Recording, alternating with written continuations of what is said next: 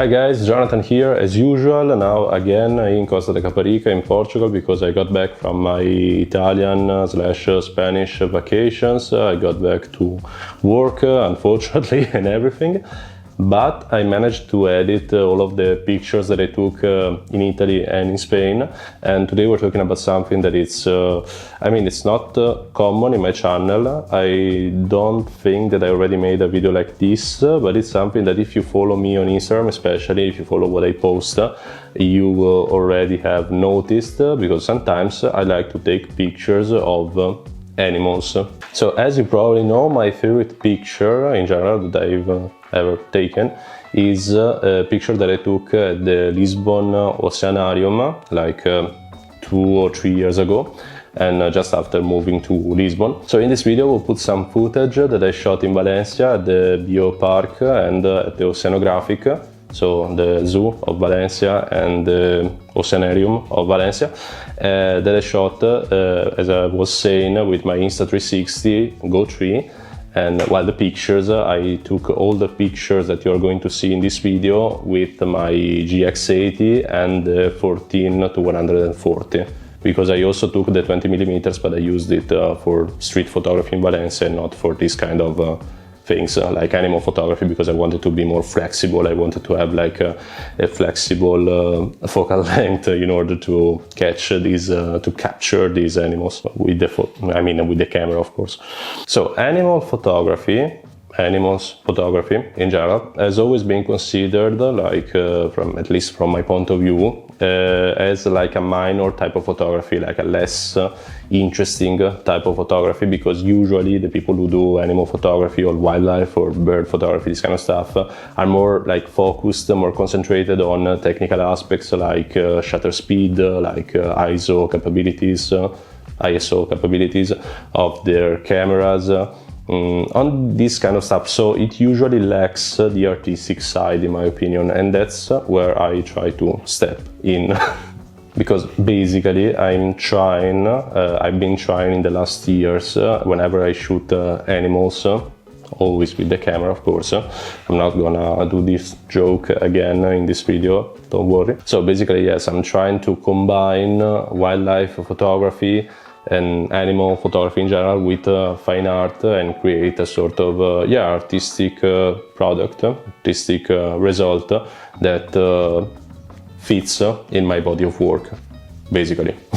So before talking about the actual experience of shooting, of taking pictures of animals, I want to address the controversy element that probably some of you are already like thinking about, like taking pictures. I don't know why it's full of mosquitoes today. It's like, what the fuck? Okay. If it's good or not, if it's right to do something like this, to visit zoos in general, and take pictures of animals in zoos, this kind of stuff.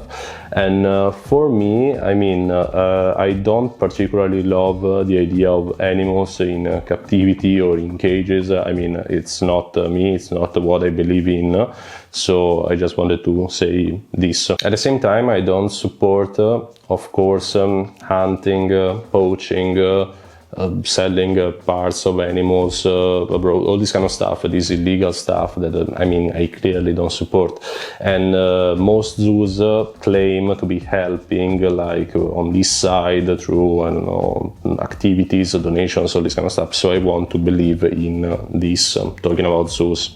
And of course, talking about this, as usual, we common mortals, common human beings, don't know, and in a lot of times, a lot of situations cannot know about every single detail of these kind of activities. So, every coin has two sides in some ways, and I want to believe in the right thing. At the same time, guys, I know that it's a sort of controversial element, a controversial take, talking about taking pictures in a zoo, so just wanted to say it. So during my vacation in Valencia, I was there with my girlfriend Claudia, and basically we went to the Bioparc, I think on the second day of vacation, and at the Oceanarium the Oceanographic, on one of the last days. I didn't stay there a lot of days, by the way, but still, I went first to the Bioparc and then to the Oceanographic.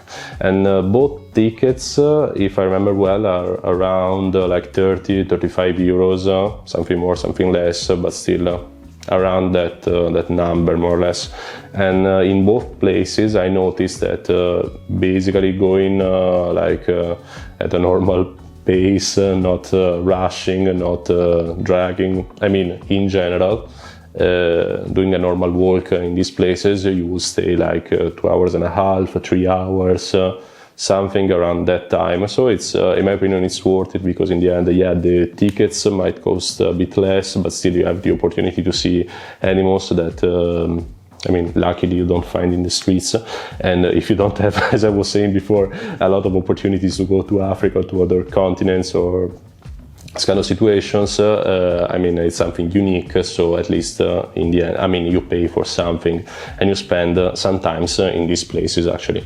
That's why I also like to take pictures, because I mean, at least I spend some money, I get something back, something interesting, the possibility of talking about the subject here on YouTube, to have some contents for my accounts in general, on Instagram, on TikTok, on YouTube, all this kind of stuff. So yeah, it's like a win-win situation in the end. It's a fun afternoon, and at the same time, it's a way to make contents. So a cool thing about photographing animals in zoos is the fact that through the use of longer focal lengths that blur a bit the background and then allow you to concentrate, to focus on the subject basically, and through the environments that are being recreated. So for example, for some types of animals, based on where they actually come from, you can actually get like a believable, like between a lot of commas, believable results without trying too much to conceal like modern elements. Another thing that I really appreciate is the abundance of colors and lights, different types of lights.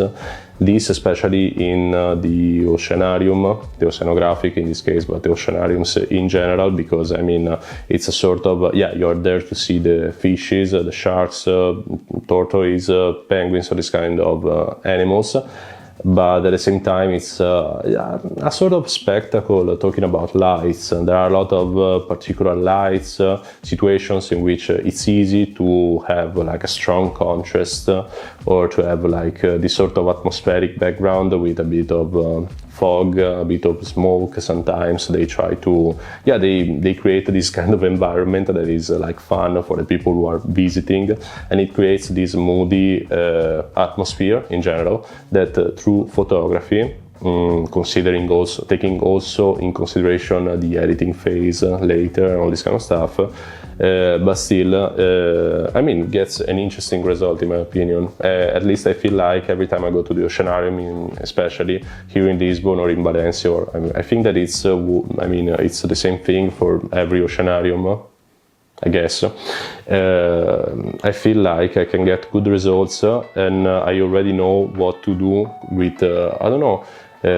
using the lights, the reflections, the mirrors, all this kind of stuff, and taking the subjects in considerations, of course.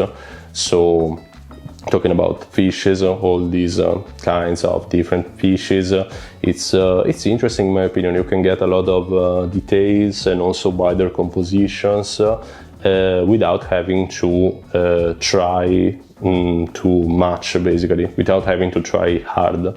As soon as you enter in this kind of mindset, as soon as you understand how to read the situation and know where to position yourself around the several rooms and environments that are recreated. So yes, in my opinion, it's I mean, it's fun in general going to the, I was saying more, I'm mostly talking about the oceanariums, but I'm talking also about the zoos, as I was saying before. I mean, it's like, I mean, they are considered theme parks in some ways, like these kind of attractions for tourists, especially.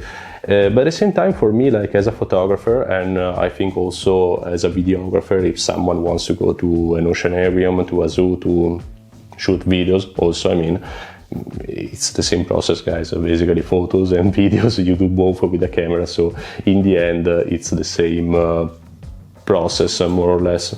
And so I think that for someone like this, someone who likes to do this, who has this passion, this work, hobby, call it as you want, it's yeah, it's like going to the park, you know. It's very fun.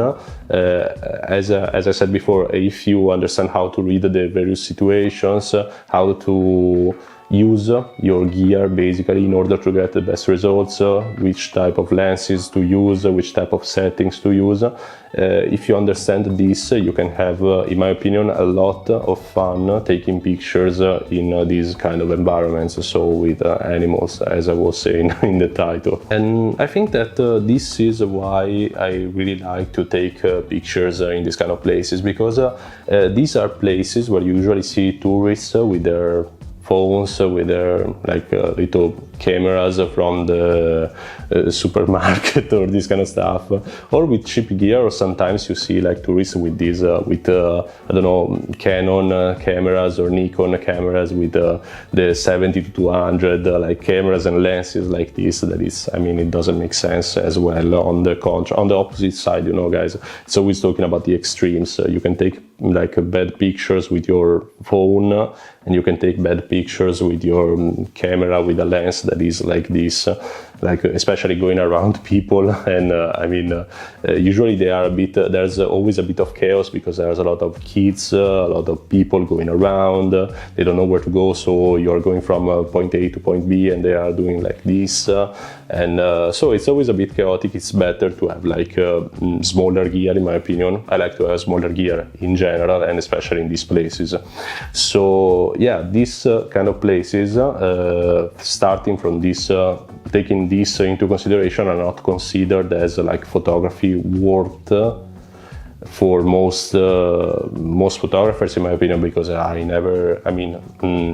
think that I never heard a photographer telling me that, or saying in general, that they like going to the zoo to take pictures, or to the oceanariums or this kind of stuff. It's mostly something that is addressed to tourists, to kids, to people who are not interested in photography, who just want to go and have the experience of seeing animals, basically. But in my opinion, that's exactly what makes it interesting, because as a photographer, as someone who wants to always do something different, to prove myself in some ways, to put myself in situations that are not like photography, that are not photography 101, that are not like the clear situations in which you should take a picture. In my opinion, it's possible to get good results. At least I think that my results are, I mean, some of them I really like the picture that I was talking about at the beginning of this video, the picture that I took at the Lisbon Oceanarium. And yeah, it's totally possible to get interesting results, and also artsy results. So in general, I think that I covered all of the points that I wanted to mention about this kind of experience, this kind of photography. And yeah, this is just, guys, this is just my opinion. Of course, you can have other opinions. If you don't like the idea of going to the zoo or the oceanarium, you're totally free to not go, of course. But if you're interested in visiting, or if you know that you're going to visit because, I don't know, you want to take your kids, or you want to take your girlfriend, your boyfriend, your mother, your sibling in general, your parent, all these kind of situations, if you're going to go, give it a try, in my opinion. Just carrying like smaller gear, if you have smaller gear, of course, and trying to create something interesting, because as I was saying before, these things have a cost, have a price, so you pay, and I mean, you don't pay like 10 euros, usually you pay a bit more. So it's good, in my opinion, to balance this, trying to get like interesting result, to take something, to bring something home from this kind of experiences, if I'm explaining well. So yeah, that's it, guys, for today. I hope that you enjoyed this video, the pictures. Let me know in the comments what are your thoughts about the whole subject, or if you liked some pictures in particular, or whatever you want, guys. Also, advice is everything. I'm totally open to any kind of advice or comment. And yeah, see you in the next video. And if you want to support the channel, of course, click the like button, subscribe, share this video with your friends who like animals, and yeah, see you in the next one. Bye.